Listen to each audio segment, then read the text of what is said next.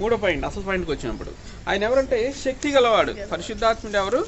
శక్తి గలవాడు అనమాట. చూద్దాం, రోమీలు రాసిన పత్రిక 15వ అధ్యాయం 13వ వచనం. కాగా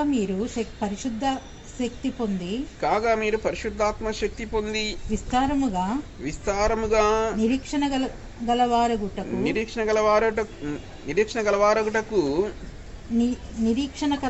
నిరీక్షణకర్తయగు దేవుడు విశ్వాసము ద్వారా సమస్తానందంతో సమాధానముతో మిమ్మును నింపునుగాక. చాలు. ఇక్కడ చూడండి ఏమంటున్నాడు, మీరు విస్తారంగా నిరీక్షణ గలవారగుటకు. నిరీక్షణకర్తయగు దేవుడు విశ్వాసం ద్వారా సమస్తానంతో సమాధానంతో మిమ్మల్ని నింపుతాడు. అయితే ఇలా నింపాలంటే ఏం చేయాలంటే మీరు పరిశుద్ధాత్మ శక్తి పొందుకోవాలి. అంటే పరిశుద్ధాత్మ ఏమిస్తాడు? మనకి శక్తి ఇస్తాడు, పవర్. ఆయన శక్తి ఇస్తాడనమాట.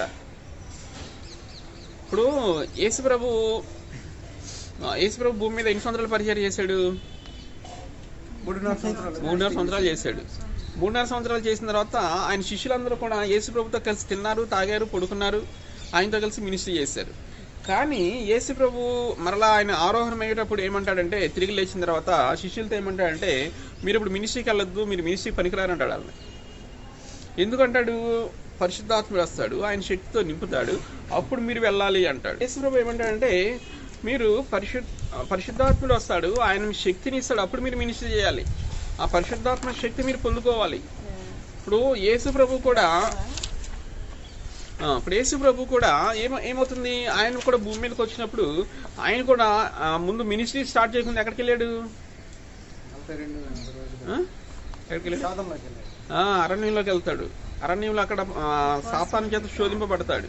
ఎప్పుడైతే ఆ శోధన జయిస్తాడో, శోధన జయించిన తర్వాత పరిశుద్ధాత్మతో శక్తితో నింపబడతాడు.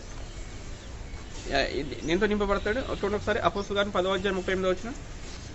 అదేదనగా దేవుడు నజరేయుడైన యేసును పరిశుద్ధాత్మతోను శక్తితోను అభిషేకించిననిదియే.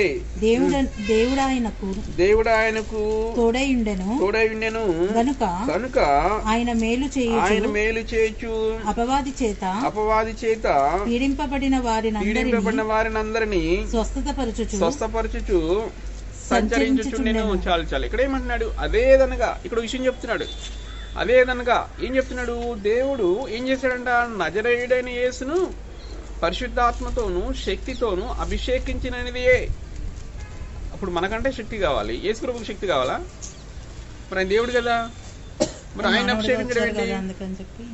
ఆయన మానవ శరీరంతో భూమి మీదకి వచ్చాడు కాబట్టి ఆయనకున్న మహిమ అంతా, శక్తి అంతా, అధికారం అంతా అక్కడ వదిలిపెట్టి వచ్చాడు కాబట్టి ఆయనకు కూడా ఈ శక్తి పొందుకోవాలి. అందుకే ఆయన అరణ్యంలో 40 రోజులు ఉపవాసం ఉంటాడు.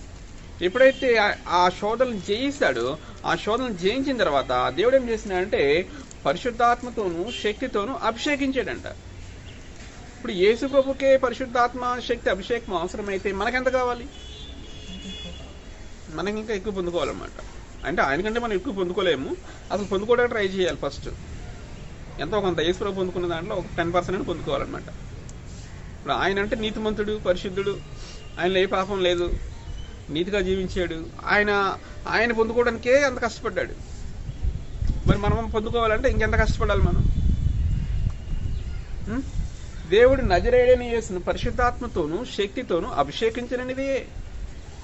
ఎప్పుడైతే అలా దేవుడు అభిషేకించాడో ఆయన ఏం చేస్తున్నాడు? మేలు చేయొచ్చు, అపవాది చేత పీడింపబడిన వారినందరినీ స్వస్థపరచు సంతరించుచుండెను. ఎప్పుడు యేసు ప్రభు ఈ రోగాలన్నీ ఎలా పోగొడుతున్నాడు? కుంటి వాళ్ళు నడిపిస్తున్నాడు, గుడ్డి వాళ్ళు చూపిస్తున్నాడు, మగ వాళ్ళతో మాట్లాడిస్తున్నాడు, చనిపోయిన వాళ్ళు లేపుతున్నాడు. చనిపోయిన లాజరు 4 రోజుల తర్వాత సమాధుల నుంచి బయటికి రా అంటే వచ్చాడు. ఎలా చేయగలిగాడు? ఈ పరిశుద్ధాత్మతోనూ శక్తితోనూ ఆయన నింపబడ్డాడు.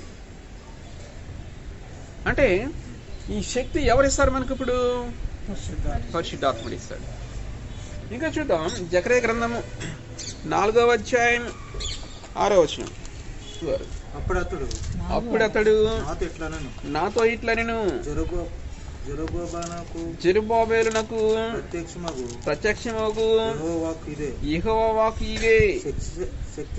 శక్తి చేతనైనను బలము చేతనైనను కాక నా ఆత్మ చేతనే ఇది జరుగునని సైన్యములకు అధిపతి యెహోవా సెలవిచ్చెను.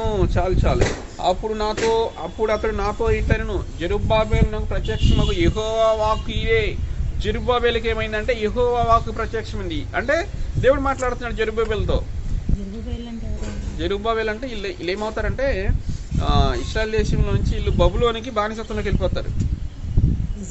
ఇశ్రాయేల్ ప్రజలు 70 సంవత్సరాలు బానిసత్వం ఉంటారు కదా, వీళ్ళందరూ అక్కడ బానిసత్వంలోకి వెళ్ళిపోతారు. అక్కడ వీళ్ళలో యూదుల్లో ఒక అతను అనమాట జెరుబ్బాబెలు. మరలా జెరుబ్బాబెలుని తీసుకొచ్చి మందిరం కట్టిస్తాడు ఇక్కడ దేవుడు.